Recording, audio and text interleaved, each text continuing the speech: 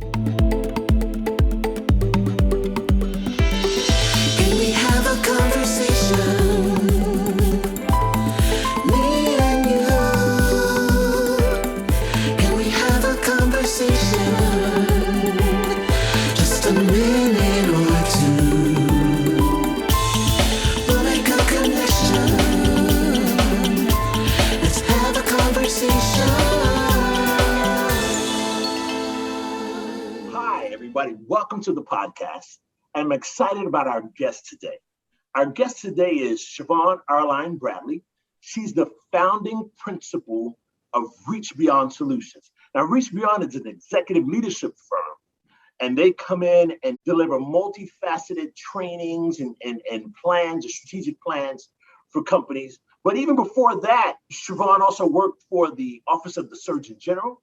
She was an executive VP and chief of staff at NAACP. So Shavon, say hello to the podcast. Hello, podcast listeners. Boris, thanks for having me. Oh, it's my pleasure. It's my pleasure.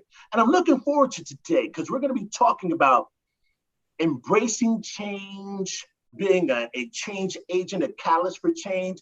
And I think that, that's really what your organization does. Is that correct? Absolutely. Reach Beyond Solutions was created as a vehicle of change, quite frankly. One of the reasons why we wanted to talk about Beyond Solutions is that our intention was to help all of our clients find themselves beyond the challenge, beyond what was in front of them.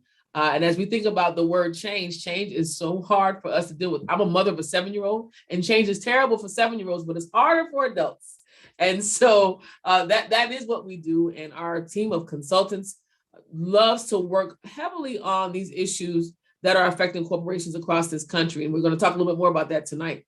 Yeah. So now is your focus like corporate America? Is that where you guys are delivering solutions? So we deliver solutions in corporate America, but we also have really expanded our reach. Mm-hmm. We are heavily involved now with the federal government. We are working closely with national nonprofits, national civil rights organizations, and we work with executive leaders across the country. So from corporations to foundations, we even play in faith spaces. I mean, there's some faith-based organizations that we worked with to help even church leaders in this time of change. So we love to see the variety of clients that we have worked with. Now, you said how change is hard. And for individuals, we know that, we've heard that. Mm-hmm. Is it also for organizations that you're dealing with? Are they resistant to the change?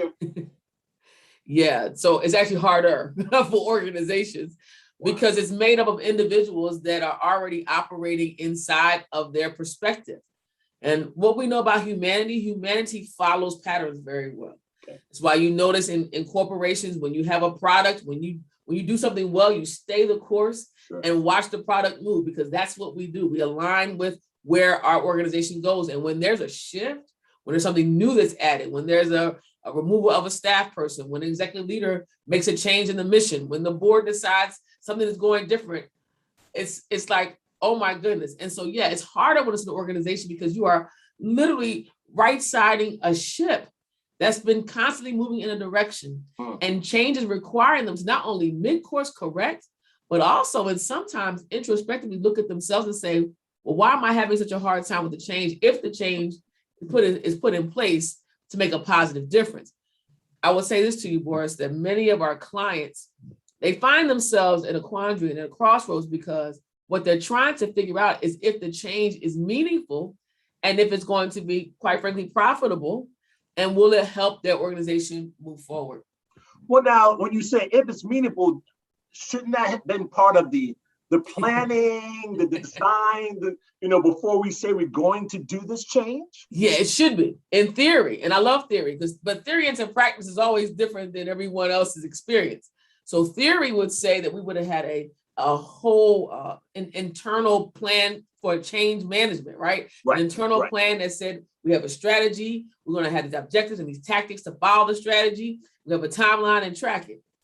A lot of times change is actually moved by or inspired by a tragedy, right? A reactive response to something that's happening that's outside the company's control. Or sometimes change comes from egos, right? And so we've seen a lot of that in a lot of our clients where an executive leader says, I just don't like this.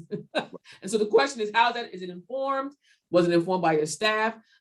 We operate on our team with something called the servant leadership model. Okay. That is the leadership model that we've studied, that we love. Dr. Greenleaf created this back in the early 1970s. And the premise of servant leadership models are that as an executive leader, if you value those that are working with you and for you, they will produce more because they not only feel valued, but they then want to provide responses. They want to provide support to ensure that the vision of the executive leader who invested in them actually comes to pass. Servant leadership models are hard to find when we are in times like these. And so that is what we found. I didn't realize that title, but through my career when I've managed, and I've managed about 3 times, I've always felt that accountability to my team, right? We are all committed to our organization, but I'm committed to you to help you reach your individual goals and make sure you're succeeding. This is an environment where you get promoted. So I guess that's that term, servant leadership. Now in my mind, I was thinking, hey, like I said, hey, we're going to create change. So we proactively plan. But I like what you said is that oftentimes change is pushed upon us, competitive pressures, things beyond our control. And I guess 2 things I wanted to do is saying, one, where are you guys brought in? But also, we're in this midst of change brought upon us, right? The riots, the murder of George Floyd, the riot and the protests that created, and then in the midst of that, the pandemic. So those changes are brought upon us. So I guess, where is R.E.A.C.H brought in, and how are you guys helping organizations? Well, I'll give you the pre-COVID experience and then the post-COVID experience. So pre-COVID, a lot of work was really done around team dynamics, building staff development opportunities, helping executive leaders really try to find ways to advance the team's strategy. So we've done a lot of strategic planning, a lot of technical assistance, meaning that we come in, provide logistical support, help executive leaders kind of see their plans and how they want to move forward. And then I will say diversity and inclusion was a conversation. Diversity and inclusion was a kind of a new buzzword, transition into a pandemic, right? And then political unrest and then racial context. What then happened was the fire hydrant. Like, wait, help. We need somebody now to be able to answer a few questions. What we found were that many employees of color were really fighting back on some of the systemic things they were experiencing inside their corporations. And R.E.A.C.H was brought in on the back end because of the number of complaints and concerns about valuing employees of color, 1, and 2, ensuring that allyship became a core part of the model. Allyship meaning individuals that have historically had power in our country, that learning how to work together with employees of color and making it to become a greater organization. I will say this, when we're brought in pre-COVID, it was to try to think about strategy. Post-COVID, it was to literally save a team's entire existence. That's been what I have found to be most rewarding and also most difficult. Because what we find out are the surface issues that were happening were exacerbated, and the depth of it really became to light because of what was happening in the country. And people were not afraid to really speak their mind. Wow. So that's a big thing that's really hitting our company now. And I actually lived through that. I was at Oracle, and I was actually the co-chair of Oracle's African American Employee Resource Group. So we did have a major focus on allyship. We sense a change, and we sense a willingness, of the leadership to say, hey, we need to address these things. And I think also what that opened up is that you began to see that there were people who were always supportive and now became more visible and more involved.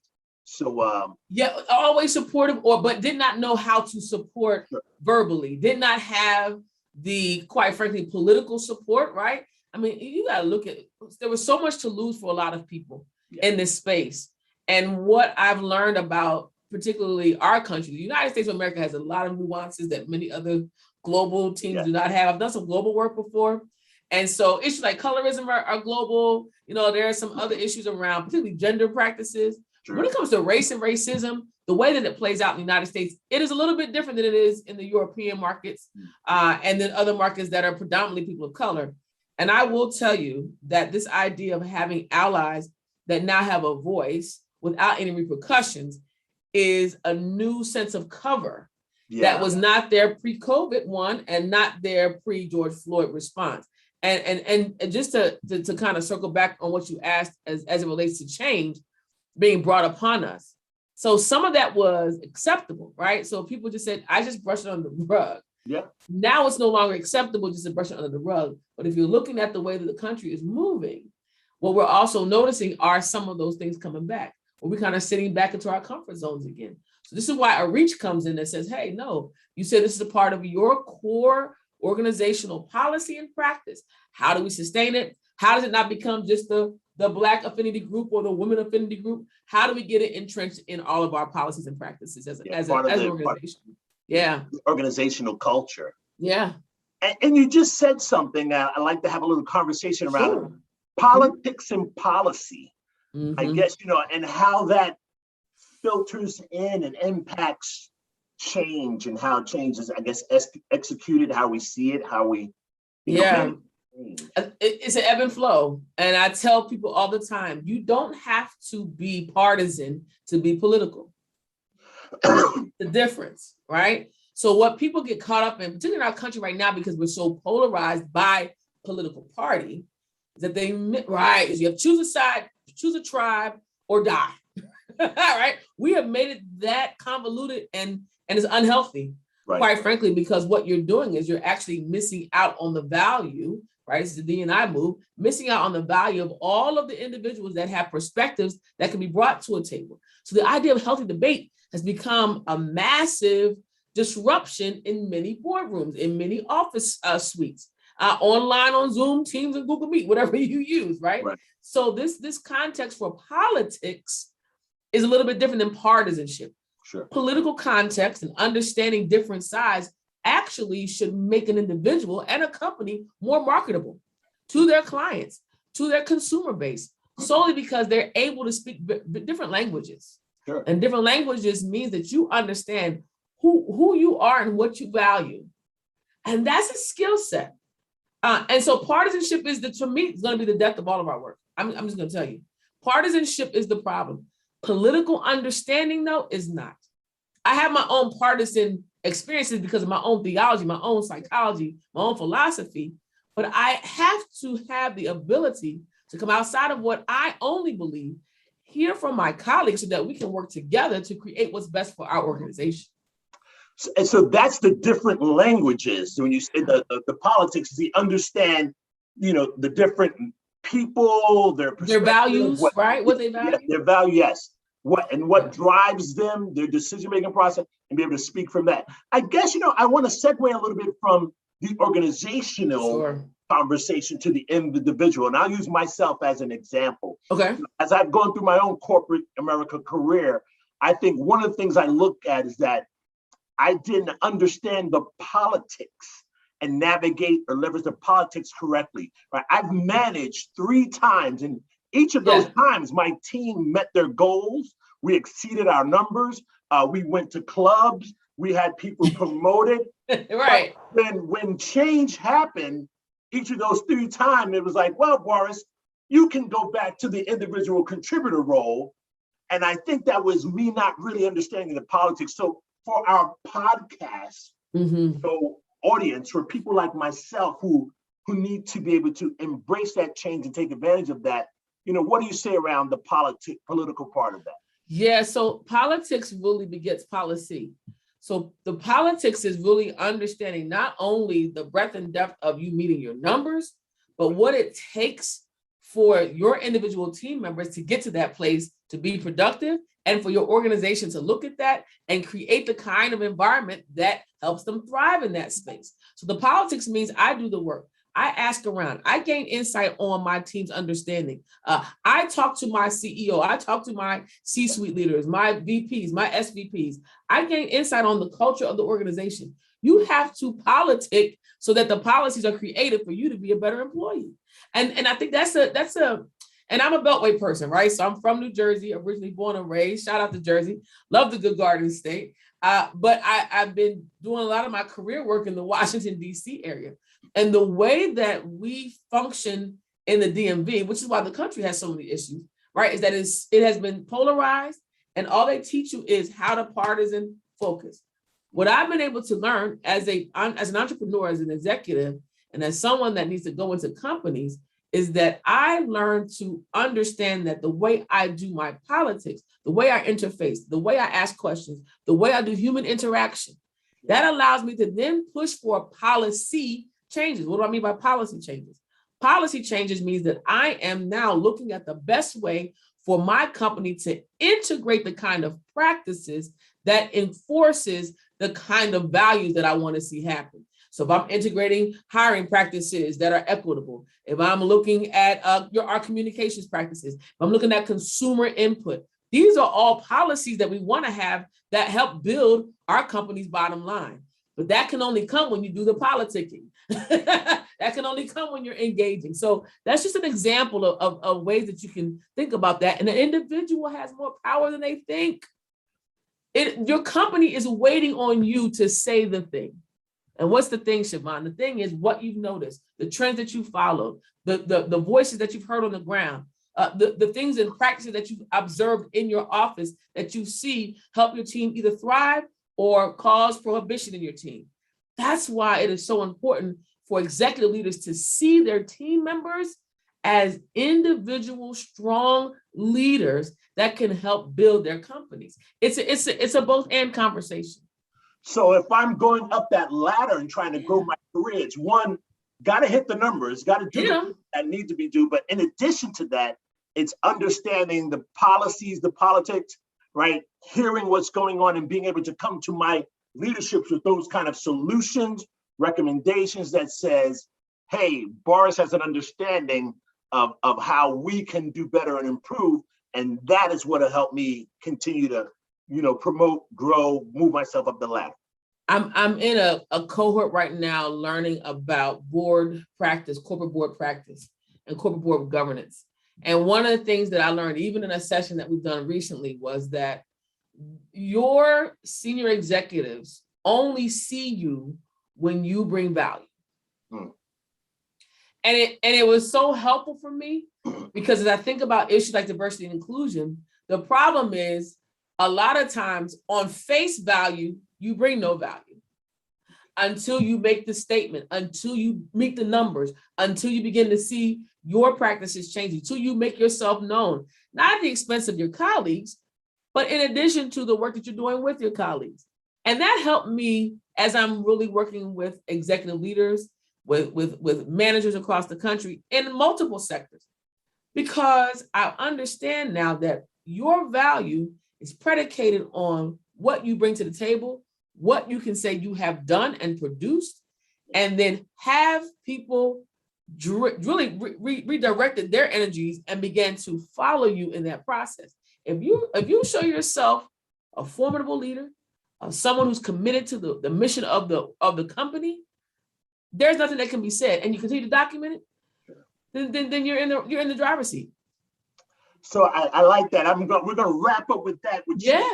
Change is going on. We are seeing it, and as we see that change, say that one more time. The recommendation for me, the individual, is listen, that you are a leader, that your company is waiting to hear from you and to see you.